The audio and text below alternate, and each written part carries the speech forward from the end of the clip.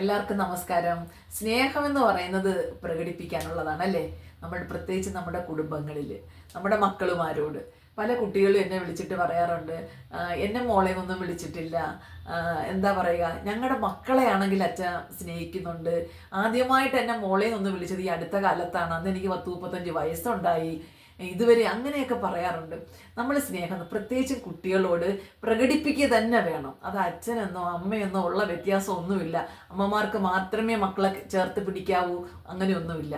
എല്ലാവരെയും നമ്മൾ സ്നേഹിക്കുക, പ്രത്യേകിച്ച് നമ്മുടെ മക്കളുമാരെ നമ്മൾ ചേർത്ത് പിടിക്കുക, സ്നേഹം പ്രകടിപ്പിക്കുക, അവർക്ക് അന്നുള്ള കാര്യങ്ങളൊക്കെ പറഞ്ഞ് മനസ്സിലാക്കി കൊടുക്കുക, ഒന്നിച്ചിരുന്ന് ഭക്ഷണം കഴിക്കുക.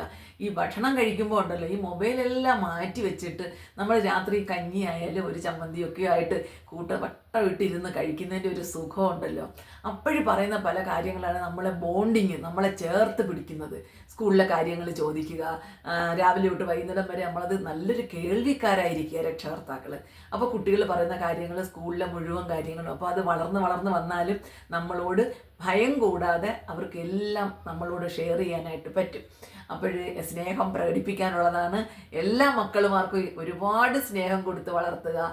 ഒരു ടീച്ചർ എന്നുള്ള രീതിയിൽ ഒരുപാട് സ്നേഹം കൊടുത്ത് ഞാൻ വളർത്തിയതാണ് എൻ്റെ പിള്ളേരെ. അതുകൊണ്ട് എനിക്കിപ്പോഴും അവരെല്ലാവരും എന്നോട് ചേർന്ന് നിൽക്കുന്നതുകൊണ്ട് എനിക്ക് ഒരുപാട് സന്തോഷമാണ്.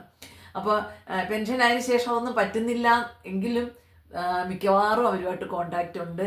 ഞാനും അവരെ ഇപ്പോഴും, നിങ്ങളൊക്കെ മുതിർന്നെങ്കിലും രക്ഷകർത്താക്കളായി എങ്കിലും ഇപ്പോഴും എനിക്ക് നിങ്ങളെല്ലാം കുട്ടികളാണ്.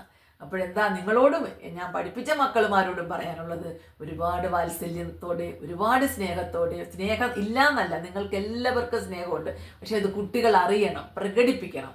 അങ്ങനെ കുട്ടികളെ വളർത്തുക. എല്ലാ മക്കളുമാർക്കും ഒരു വിഷമവും ഇല്ലാതെ നമ്മുടെ ലോകത്ത് സ്വതന്ത്രരായിട്ട് ജീവിക്കാനിട വരട്ടെ.